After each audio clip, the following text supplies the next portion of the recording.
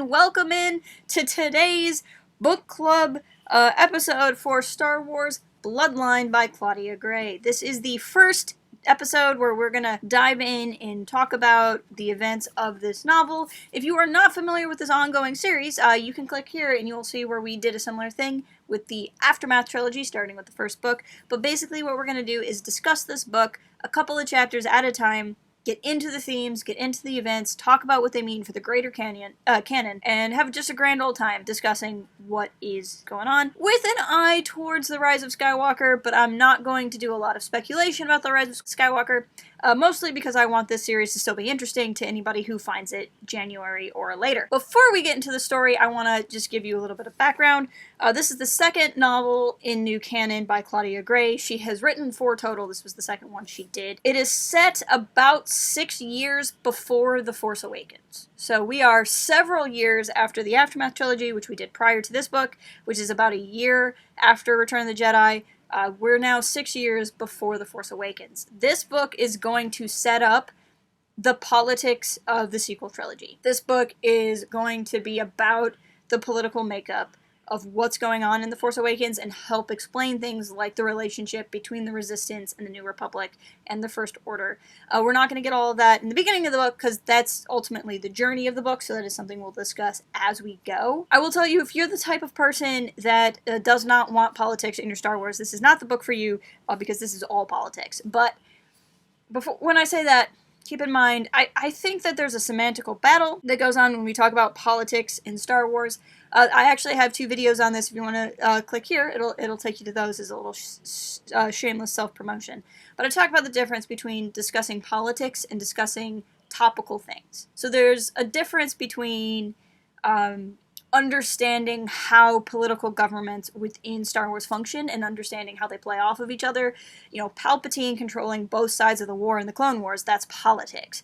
Topical is when you watch Revenge of the Sith, you know that if you're not with me, then you're my enemy, is George Lucas sliding in a line about former U.S. President George W. Bush. That is topical, but it's not necessarily political, because if you don't even, you can get that line and you can understand what's going on in that scene even if you don't know who George W. Bush is. You don't have to in order to get the context of the scene. So this is not going to be topical. This is not going to be shoving anything down your throat if that's what you're afraid of, but it is going to talk a lot about politics, and it is something that I'm very excited to get into because I love discussing politics in the context of Star Wars, and pretty much only in the context of Star Wars, if I'm being honest. And then, like I was saying about Claudia Gray, if you're not familiar with Claudia Gray, you should be aware that she is our great and wise and all-powerful queen.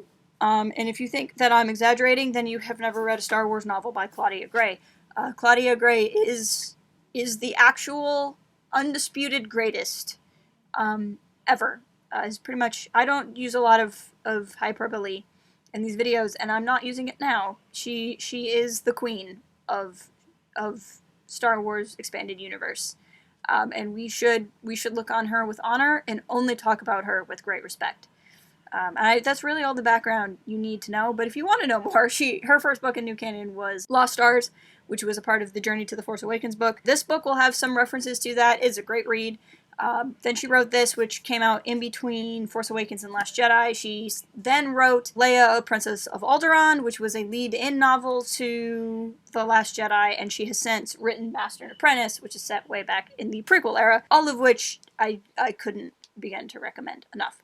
But with that, let's actually get into what we're going to discuss today. We're going to talk about the crawl, if you will, at the beginning of the story and chapter 1. I really appreciate the crawl because she made it 3 paragraphs, just like all the crawls are if you watch any of the movies, which is really cool. I'm going to do something I don't normally do. I'm going to read the crawl just because there's so much good information packed in it. And I'll read one of the paragraph of the crawl and then kind of like talk about what we get from even just these few short words. You would think just reading one chapter I wouldn't have a whole lot to talk about, but she put so much in this crawl in this one chapter that really sets up what we're about to get to. But the first paragraph goes, "An entire generation has prospered during an era of peace. The New Republic, governed by the Galactic Senate, has held power for more than 2 decades. The wars that divided the galaxy are fading into legend." And now you know why I don't have a career reading books for audiobook recordings. So what we learn here is an entire generation it says right there, has been at peace. So what we're doing is we're hitting this first wave of people that have no memory of the Galactic Civil War. They have no memory of Palpatine. They have even less memory of the Jedi, even less memory of the things that happened in the Clone Wars. Things like Alderaan are now in history books, not in their memory. It's been about 30 years between even Aftermath and now. It's similar to, I mean, even if you think about culture now versus in how we remember World War II, which is a little bit further back, but still, or even how we might, at least Americans might have a memory for, Korean or Vietnam conflicts. I only know those from what I've been taught, and it impacts how you feel about things, and it impacts what you're afraid of, and that's going to become a big theme throughout this book. That evil has become a story. I really like this line here, "are fading into legend." I don't know if she did that on purpose. Claudia Gray is wise and all-knowing, so she probably did. I'm going to err on the side of Claudia being just that smart anytime we want to talk about her. Actually, I used her first name without an honorific, and that was probably a crime, but still. I won't gush this much every video, I probably will. Anyway, the wars that divided the galaxy are fading into legend, which just makes me funny, makes me laugh, because these are all Legends books, so in a way, it was kind of a double meaning. But anyway, yet conflict has begun to take shape within the Senate. In absence of Mon Mothma, former leader of the rebellion and first chancellor of the New Republic, two unofficial power factions have formed. The Populists, who believe individual planets should retain almost all authority, and the Centrists, who favor a stronger galactic government and a more powerful military. So here we go. Political parties! Who doesn't love hearing about conflicts between political parties? Populist and centrist is a really interesting way to do it. So this is where I say the book gets very, very political, but it doesn't get very topical, and it's actually fascinating to read in this context, because there's going to be a couple of topics that get brought up that are very specific. It doesn't really spoil much, and for those of you who are joining this on the series for the first time, I'm going to not spoil the series as we go, so I'm not going to be discussing the end of the book. If you are reading this blind for the first time, don't worry, I'm only going to talk about things that have happened, but it is not much of a spoiler to say at some point in the story, in the pages to come, the topic of the death penalty comes up, and how the rebellion feels about that, and it's a big deal because it's what separates them from the Empire, or one of the things that does. There are very specific things that get brought up, but for the large part, the real true political difference is not, how do you feel about the environment? What is your opinion on taxation? It's, do you think the Galactic Republic should oversee planets, or do you think planets should oversee each other? And then they join together in an alliance, right? Should the Galactic Republic just be a fancy alliance, a fancy defensive pact, or should it be a governing body over everything? And there's some really good arguments for and against throughout the book. It's really, really well done. Really lets you get into the different ideas, but that's the big thing. And if you kind of remember too, in Aftermath I talked about how very early on Mon Mothma in Aftermath wants to cut down the Republic military by 90%. Here we're going to see people who don't like that sort of thing, and they want a build-up in an army, but they're doing it when war has faded. So it's one thing to want to hang on to this big military when you have finished a war and you're not actually sure if that war is finished. It's a different thing entirely to be like, we've had peace for 30 years, let's just get a big army. That's going to be another kind of prevailing theme throughout the book. So if you're sitting there and you're worried if this is going to become a, am I going to like start trashing one side or the other, that's not what this is about. If you want me to start trashing one side or another, I'm sorry to let you down. I'm going to be talking about all of this within a Star Wars context. But it is really interesting to kind of see the galaxy in that way. I know I'm spending a lot of time on all of this, but laying this groundwork down now is going to be how it's going to just make it easier to get this kind of introduction out of the way. And then we have one of the greatest heroes of the war is still honored by all. A ceremony honoring the memory of Bail Organa has drawn the Senate together in rare harmony. It is a day of celebration, but even now the divisions among the world and the galaxy are growing. Worlds of the galaxy are growing wider. Again, I will never pick up a career in narration. So that paragraph kind of takes us out of the big picture setting and brings us into the small scale setting of what's going on today in the book. And it talks about, you still have people like Bail Organa who are universally liked. And that takes us into the first chapter. So to get right into the book, it opens with this one character, Senator Ty Lingar is probably how I would say his name. I can't pronounce anything in Star Wars, so correct me if I'm wrong. But he's giving a speech about how great the Galactic Republic is, and Leia has the line, "Too bad it's falling apart." And that line right there is going to sum up the character of Leia Organa throughout this whole novel. And this is everybody. Lost Stars is a very well beloved novel. A lot of people put it as their favorite, and deservedly so.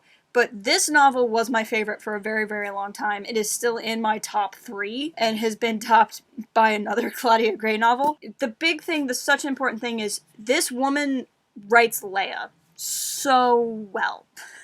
And we're going to have a really good journey in understanding Leia's character. But Leia is somebody who has fought for the rebellion. She was an Imperial senator. She was there in Aftermath trying to get the New Republic going. And she's remained in politics now another 30 years. And she's watching the Republic fall apart. And she knows in her gut she's watching the Republic start to fall apart. We know she's right because we've seen The Force Awakens. And she's trying to talk herself out of the things she's describing. One thing this book does really well throughout the whole novel is it does what a prequel should do. And I say prequel because it is more of a prequel to The Force Awakens than it is a follow-up or sequel to something coming out of Return of the Jedi. When a prequel understands that you have seen the material that it is being a prequel to, that you know how it ends. We might not necessarily know how this book ends, but we know where this book's going to go. We know what happens. We know the First Order shows up. We know what happens to the New Republic. We know what happens with Resistance. So what it does with this journey is rather than pretend like it's not going to go there, it has this overwhelming sense of dread. Like rereading this first chapter, I have this overwhelming sense of dread. They are on Hosnian Prime. We know what happens to Hosnian Prime. We have now watched the destruction of Hosnian Prime in 2 different mediums, both Force Awakens and Star Wars Resistance. That's where they are. This book is going to largely take place on a planet that we know gets blown up in about 6 years. And they're talking about peace, and Leia is wondering if the New Republic can be united. We know it doesn't.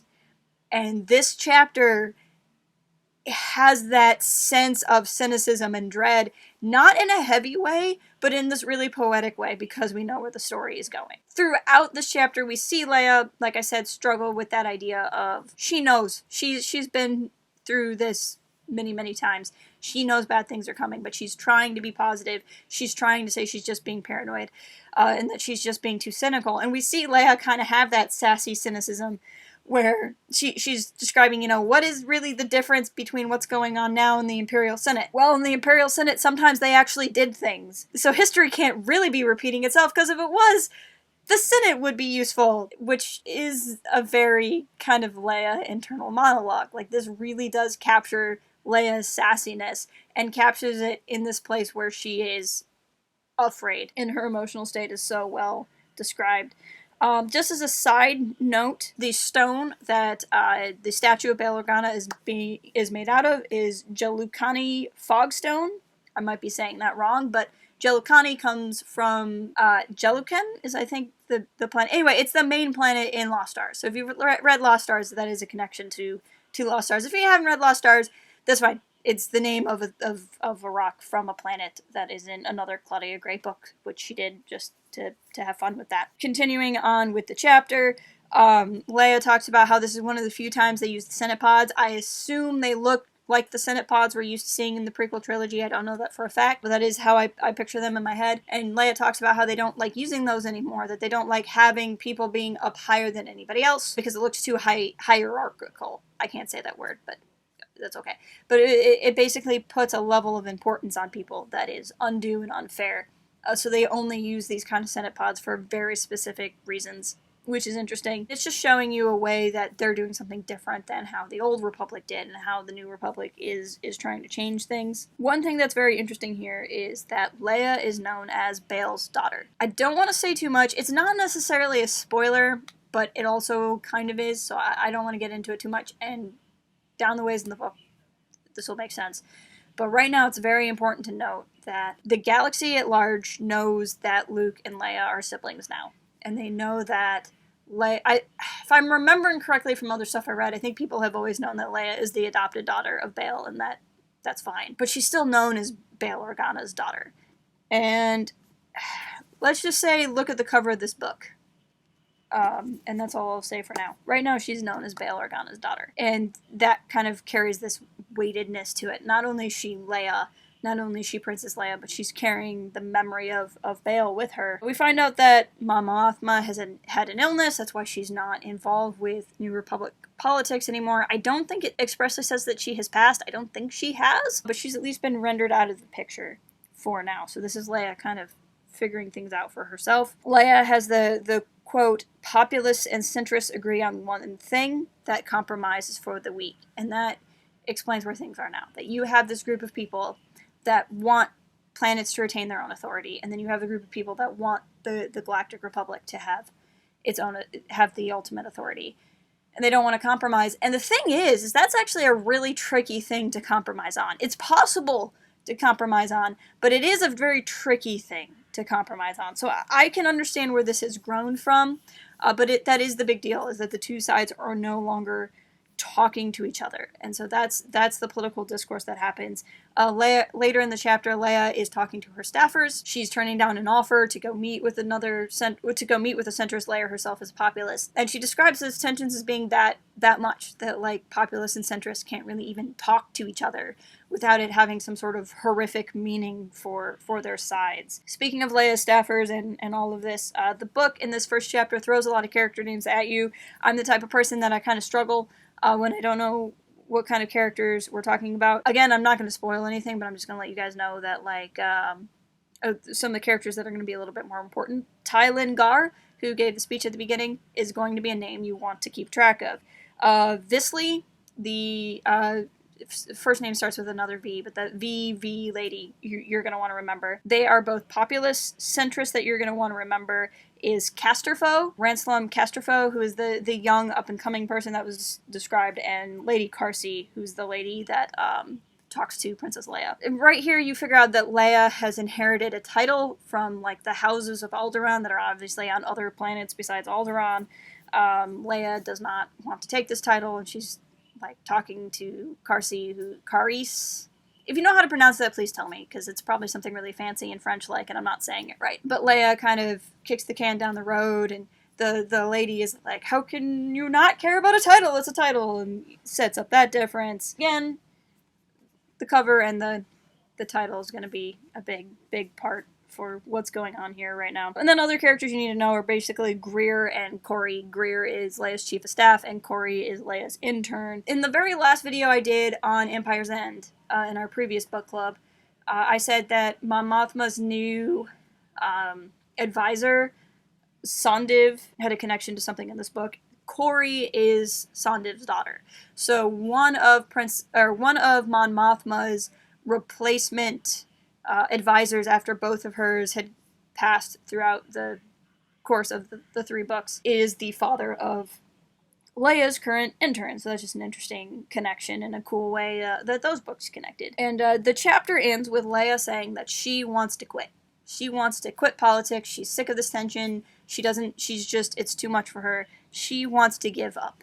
She literally says she's done. The line is, I want to quit, and want is in italics. That's where the first chapter goes. So that was a lot. Like I said, I just wanted to make sure we talked about and established the difference between the populists and the centrists and all of the stuff. There's so much being set up by just the first chapter of this book. And that's really all I got to say. To be honest, there's not a whole lot more I can say until we get more into the book, so why don't we go ahead and do that? Right now, plan on every week us reading 2 chapters. So next week, read chapters 2 and 3. Unless we hit something where it's just an absurdly long chapter, I don't think that's going to change. So you can just already know in advance we're going to read 2 chapters from here on out for the rest of the book, unless I say something different. So chapters 2 and 3 for next week. Please leave me a comment on what you think of the story so far, just from that opening.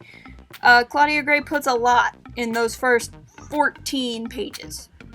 There's a lot to digest, and if it hasn't really all sunk in yet, it's going to continue to build up throughout the rest of the book, so you're going to have plenty of time if you think there's a lot going right now. But yeah, like I said, I want to hear from you guys. I want to know what you're thinking. Please leave me a comment. Please follow us on all the socials if you're not already, and I will talk to you guys next week.